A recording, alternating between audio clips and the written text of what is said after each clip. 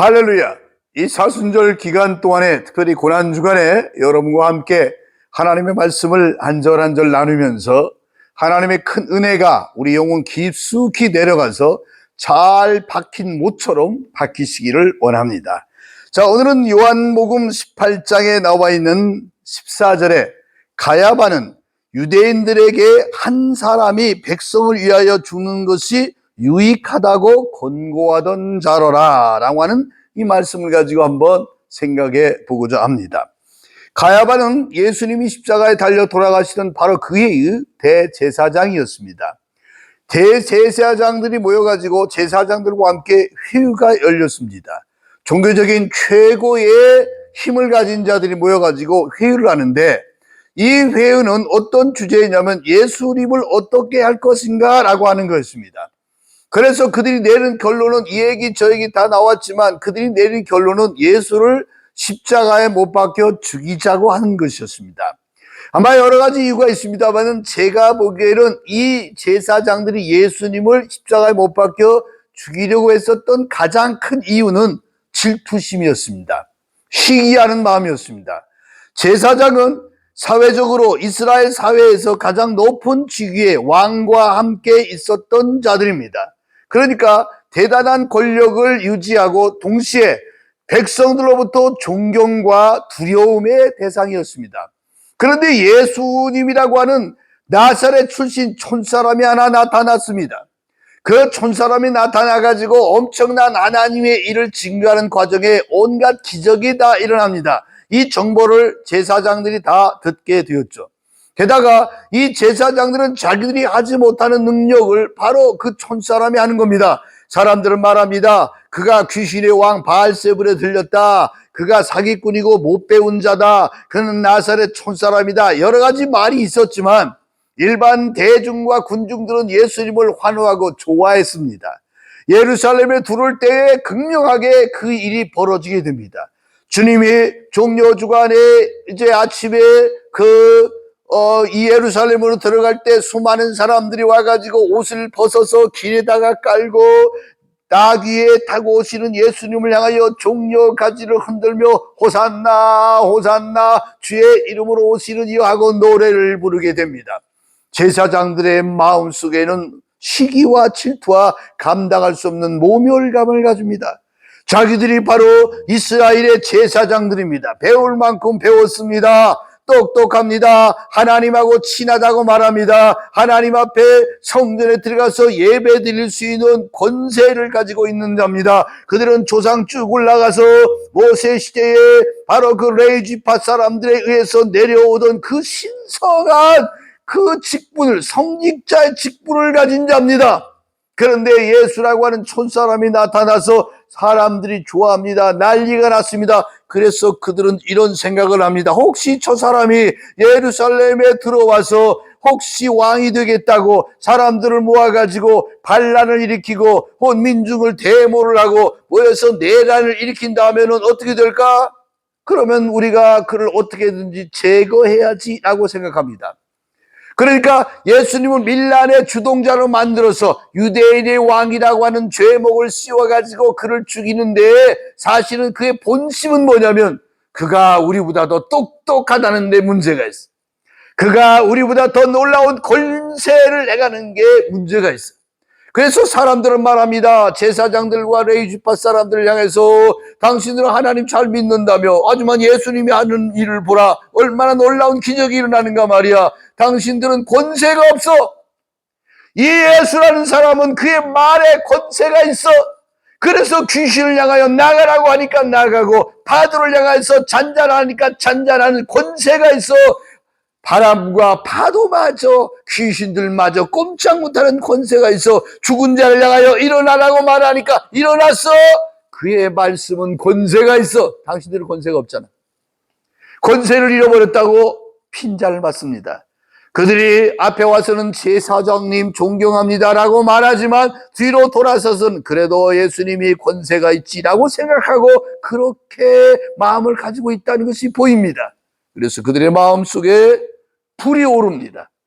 그들은 예수를 죽이고자 마음을 먹었는데 그들이 직접적으로 사람들을 동원해서 죽일 수가 없었습니다. 이건 민심에 큰 문제가 발생합니다. 게다가 제사장들은 최소한 사람을 살리는 일을 해야지 죽여서는 안 됩니다. 하지만 그들은 그들이 죽이는 게 아니라 다른 사람의 손에 맡겨서 죽이고자 했습니다. 그래서 본디오 빌라도에게 예수님을 데려갑니다.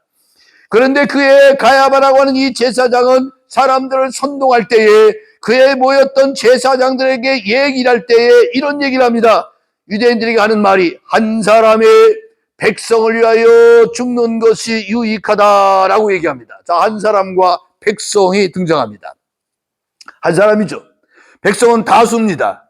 유대민족 전체를 말합니다. 이 유대민족 전체를 위하여, 많은 사람을 위하여 한 사람이라고는 소수가 죽는 것이 유익하다라고 주장합니다. 이 사람은 지금 엄청난 죄를 범하는 게 뭐냐면 한 사람을 죽여서 모든 사람을 살려야 된다는 논리를 가지고 얘기합니다. 그런데 이 한 사람이 죄가 없는 사람입니다. 죄 없는 사람에게 죄를 덮어씌워 죽여서 우리 민족이 편안히 살아야 된다라고 얘기를 합니다. 하나님은 이렇게 말씀하셨습니다. 예수님의 말씀이죠. 온 우주의 천하보다 귀한 것이 사람의 생명이라고 말합니다. 이 한 사람의 죽음으로 말미암아 모든 사람들의 죄를 범하게 되고 이 한 사람이 삶으로 말미암아 모든 사람이 사는 것, 그 한 사람이 모든 사람과의 동질화되어져 있는 게 성경의 얘기입니다. 아담 한 사람으로 인하여 죄와 죽음과 저주가 들어왔다. 예수님 한 분으로 인하여 생명이 들어왔다. 그래서 한 사람이 문제가 되는데 예수라는 한 사람을 죽여서 우리 백성을 살리자라고 말합니다. 여러분, 참으로 이 이야기 속에 지금 우리가 살고 있는 현대에 이렇게 적용할 수 있습니다. 민주주의는 다수가 살기 위해서 소수가 죽어도 괜찮다고 생각하는 잘못된 견해가 여기서 시작합니다. 많이 모여가지고 떠들면 우리가 법입니다. 많이 모여가지고 큰소리 치면 우리가 이길 수 있다고 말합니다. 국민 저항권이라는 것은 뭐냐면 1000만 명, 2000만 명 모아가지고 떠들면 그러면 우리가 이긴다고 생각합니다. 여당이든 야당이든지 간에 자기들의 숫자만 많으면 이길 수 있다라고 생각합니다. 이게 정치적인 책략입니다. 가야바가 그랬습니다. 가야바가 백성들에게 이렇게 말합니다. 한 사람이 죽어서 백성들이 편안하다면 죽어야 되지 않겠느냐, 이렇게 얘기를 합니다. 그리고 성경은 한술 떠서 뭐라고 얘기하냐면 그 해의 가야바가 제사장이었기 때문에 이것은 하나님이 그의 입을 통하여 하신 예언의 말씀이다 라고 얘기를 합니다. 그 말은 무슨 말씀입니까? 가야바가 무심코 자기 생각대로 던진 말에서 한 사람이 죽어 모든 사람이 유익하다면 그 한 사람이 죽어야 되지 않느냐. 근데 이게 진리입니다. 하나님께서 이 땅 위에다가 한 사람 예수 그리스도를 보내어 모든 인류를 위하여 죽게 하신 사건이 십자가의 사건입니다. 로마서는 바로 그 한 사람 예수 그리스도가 십자가의 죽음으로, 갈라디아서는 십자가에 죽으신 예수 그리스도가 우리와 함께 죽었다라고 얘기합니다. 우리와 함께 십자가의 죽음으로 말미암아 그의 한 분의 죽음이 모든 백성을 살렸다는 것입니다. 가야바의 말은 맞는 말입니다. 가야바의 권고는 놀랍게도 그가 마음속에 어떤 시기 질투 또는 잘못된 정치적인 견해, 자기의 명예를 지키기 위하여 제사장들을 대변하여 예수를 십자가에 죽여야만 자기들의 권세와 권위와 영광이 자신들의 명예를 지킬 수 있다고 생각하는 잘못된 생각에서 시작했지만 결과적으로 온 인류를 살리는 하나님의 대업을 이루게 되었다는 것입니다. 놀라운 얘기입니다. 가야바의 권고, 백성을 위하여 죽는 것이 유익하다. 한 사람이 바로 그렇게 유익을 가져왔다고 권고했다는 이 사실은 오늘 성경의 진리입니다. 예수 그리스도 한 사람이 죽어 모든 사람을 유익하게 합니다.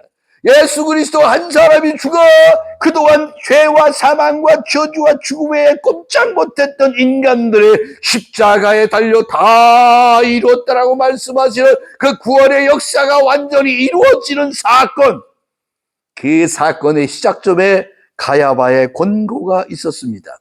이것은 잘못된 얘기처럼 보였지만 하나님의 큰 뜻 가운데 이루어지는 하나님의 약속의 성취였다는 겁니다.